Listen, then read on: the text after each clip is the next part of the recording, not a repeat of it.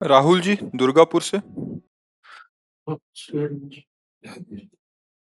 परम कृपालु गुरुदेव भगवान, आपके चरणों में कोटि कोटि नमन। गुरुजी, आपकी कृपा से जो मन में भाव बने, मैंने अपनी माता जी को गलती से बता दिए। महाराज जी, बाद में एहसास हुआ तो बहुत। हाँ देखो, बताना बताना कोई खास हानि की बात नहीं है। गर्वपूर्वक बताना खास बात हो जाती है हानि की।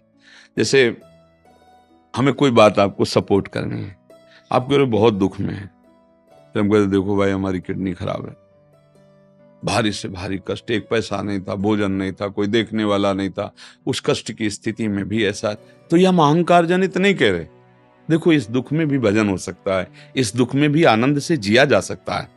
तो जैसे माँ है, हम उसको बताया कि देखो वैसे तो हम अज्ञानी जीव, पर गुरु जी का जब सत्संग सुना और नाम जप तो मुझे ऐसा ऐसा ऐसा आनंद, अगर आप भी जप करो तो आपको भी आनंद मिलेगा। अहंकार रहित होकर यदि उनके मंगल के लिए हम अपनी कोई बात बता देते तो उसमें हानि नहीं होगी, और अपना महत्व रख करके जब कहेंगे तो अंतर ध्यान हो जाएगी वो बात, क्योंकि वो तुम्हारी बात नहीं थी, तो कृपा से आई थी हृदय में। समझ रहे हो ना? तो अगर अहम युक्त होकर होगी तो फिर वो हट जाएगी, अहम युक्त नहीं है तो और बढ़ेगी। देखो हमें नाम जप करने से बहुत आनंद मिलता है, आप भी नाम जप कीजिए, ये अहंकार पूर्वक नहीं, आपको सुख देने के लिए, तो बात चल जाएगी। अगर ये बात हुई हम पुष्ट करने के लिए तो नाम जप कर ही नहीं पाओगे, देख लेना, मन विषयों में भटकने लगेगा, मन तुम्हें घसीट लेगा। इसलिए कहा जाता है कि नया साधक अपने मनोभावों को गुप्त रखे, क्योंकि हम मिटा नहीं है, कहीं ऐसा ना हो कि गड़बड़ हो जाए। और अगर वो परिपक्व अवस्था आ जाती, फिर एक बार चना भुन जाए फिर वो जगने लायक नहीं रहता। एक बार भगवदानंद की अनुभूति हो जाए फिर अहंकार स्फुरित नहीं होता, फिर भगवान का ही कृपा प्रसाद स्फुरित रहता है। इसलिए कहा जाता है गुप्त रूप का कोई हानि की विशेष बात नहीं है। अहम को मिटाने के लिए कहा जाता है कि आप कहीं अपनी अहम की वृत्ति को पुनः पुष्ट किए तो यही अहम ही हमें अज्ञान में फंसाकर नाना प्रकार की चिंताएं, दुख, क्लेश, अहंकार, ये सब। इसलिए इसी भाव से मैंने कहा था कि मेरी मम्मी मेरे बारे में अच्छा सोचे, भाव यही। हाँ ये तो गलत है। हाँ ये गलत, मेरे भाव में कोई मेरे लिए कोई अच्छा सोचे, ये आम की पुष्टि है। मेरी मम्मी अगर ये बात समझ जाए और ऐसे ही सुख में निमग्न हो जाए, ये बात अलग हो गई।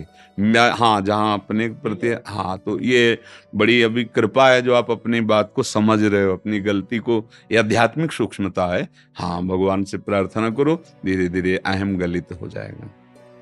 अवनी पांडे जी। आप लाल जुलिए खड़ी रहती हो क्या? हाँ दिखाओ। हाँ पहचान में आ गई हो, सुबह सुबह जो वहां खड़े रहते हैं। हाँ जी। गुरुदेव भगवान, आपने सत्संग में कहा है कि हमें अपने माता पिता के चरण स्पर्श करना चाहिए, परंतु मेरे माता पिता मुझे चरण स्पर्श करने ही नहीं देते। तो मुझे बस क्या करना चाहिए? भाव से ऐसे चरण स्पर्श कई तरह से होता है। एक होता है स्पर्श करके करना, और एक होता है भाव से स्पर्श करना। नमन किया अपने, दूर से भी माथा रख के नमन किया जाता है, हाथ जोड़ के झुक के भी नमन किया जाता है, और कभी कभी नेत्रों से मन प्रणाम भी किया जाता है। मान लो ऐसी कोई परिस्थिति है तो गुरु ही प्रणाम मन ही मन की। हाँ भगवान जब अजगो उठाने जा रहे तो गुरु ही प्रणाम मन ही मन से भी प्रणाम होता है, तन से भी प्रणाम, साष्टांग, और कई तरह की मुद्रा है। तो अगर स्पर्श नहीं कराती तो मन से प्रणाम कर लिया ऐसे, ठीक है। पर बहुत अच्छी बात है, तुम हमारी बात सुनी और उसके लिए प्रश्न किया, इसलिए तो वैसे तो भाग्य तो तुम्हारे है, रोज खड़ी मिलती वह 2:45 बजे जब आते रात्रि में, रोज खड़ी मिलती श्री हरिवंश चरण शरण हमारी। तो गौर से इसलिए देखते बच्चे है ना छोटे छोटे, उसे तुम्हें नींद नहीं आती, 2:45 बजे बच्चों का जग के उपस्थित, 2:45 बजे, 8 बजे तक जो जवान है वो सोने का अभ्यास डाल रहे हैं। छोटे ये तो बच्चे हैं, ये इनका सोना कोई निश्चित थोड़ी, कभी भी सो जाए कभी, लेकिन वो खड़े हैं। वर्षा हो रही तो भी खड़े। इसको कई बार देखा है, ठाकुर जी को ऐसे लगे श्री हरिवंश चरण। ये है पूर्व भजन, पूर्व में ऐसा भजन हुआ, ऐसे माता पिता मिले, ऐसे संस्कार पड़ रहे हैं, तो जीव का मानव जीवन सार्थक हो जाता है। चाहे स्त्री शरीर में चाहे पुरुष, भगवान को स्त्री पुरुष से नहीं, दंडकारण्य के ऋषियों के यहाँ किसी की कुटिया में नहीं गए, सबरी मैया के घर गए, नहीं सबरी मैया के आश्रम। जो प्यार सबरी मैया को दिया भगवान ने, वो वहां के किसी भी ऋषि को नहीं मिला, क्योंकि मैया ने गुरु भक्ति दिखाई।